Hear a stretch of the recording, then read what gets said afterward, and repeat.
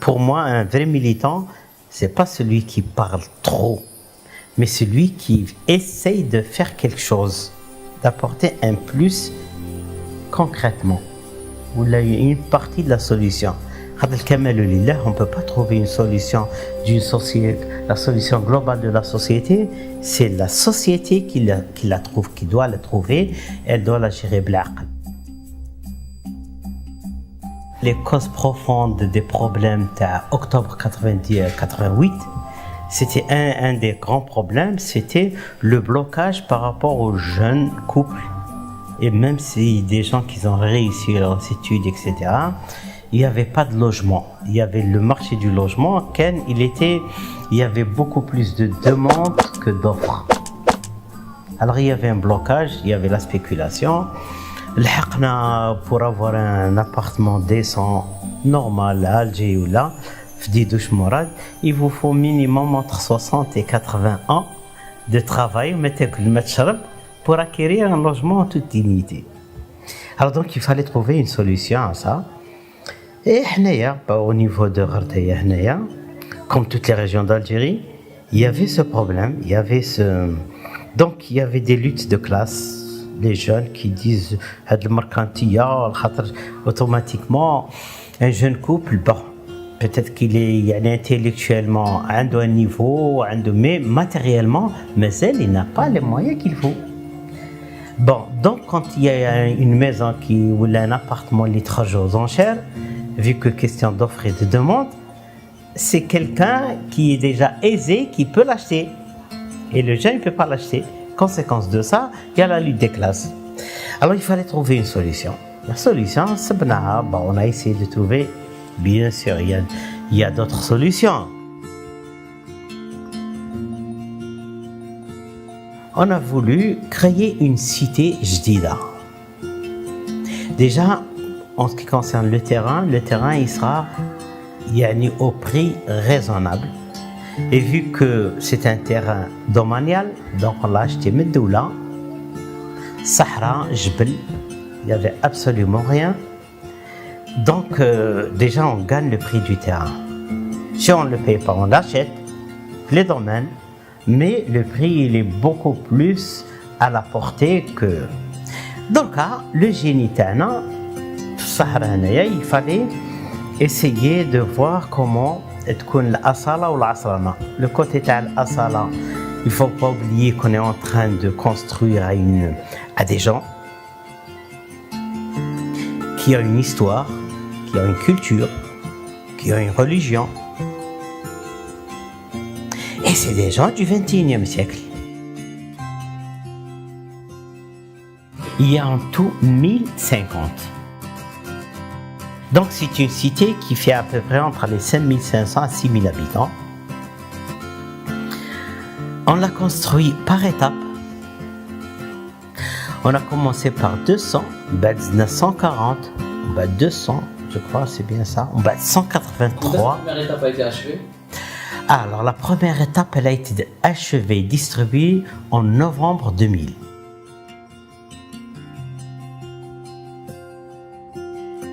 Et alhamdoulilah, ce projet, un de ses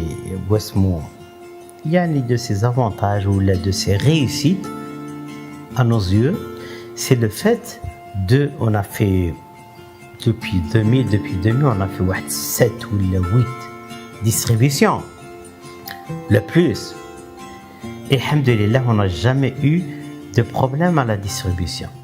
Notre principe, ما نعطيوش الدار لواحد. ما كاش اللي يشريها هكذايا باش يعرف لها قيمتها. هاك واسمو premièrement دي برك هذه personnellement je n'y crois pas, c'est pas une solution. خاطر un jeune la classe moyenne تاعنا يليق ما نولفوا لهمش لاسيستانا مي دير له حاجه à sa portée.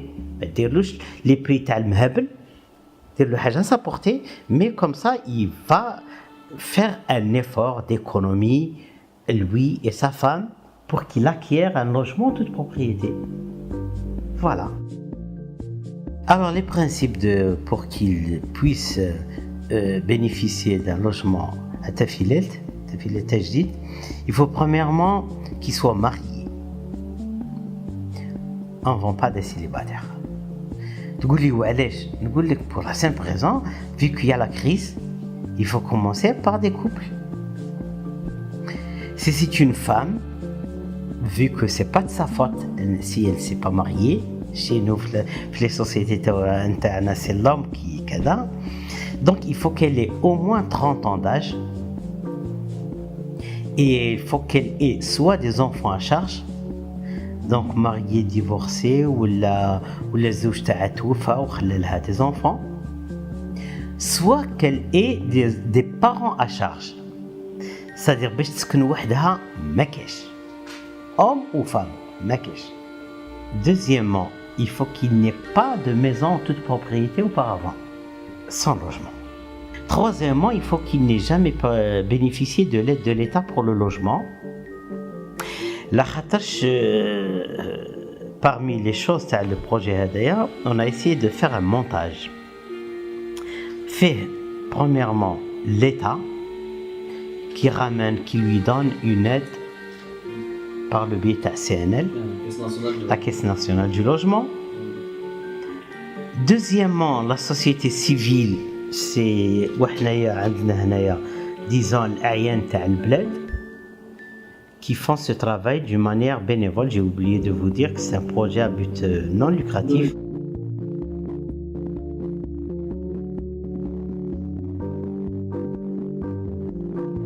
Le comportement social, un milieu humain gérable et durable, dans le 21e siècle, il faut que ce soit un milieu humain qui ne soit pas trop grand. Pour que la policier, la gendarme, tout le monde connaît tout le monde, ce qui fait tout le monde respecte tout le monde, c'est plus facilement gérable. D'ailleurs, le style qsourien nta Sahara, pourquoi à part Tarikh, il n'y a pas eu beaucoup de problèmes parce que c'est des milieux petits, gérables. Il faut que ça soit entre 8 à 10 000 habitants. Surtout dans le Sahara, on peut vous créer un autre milieu à 10 km, 15 km, un autre. Vous remarquez que les maisons, elles sont mitoyennes. Et à l'extérieur, il y a une ceinture verte.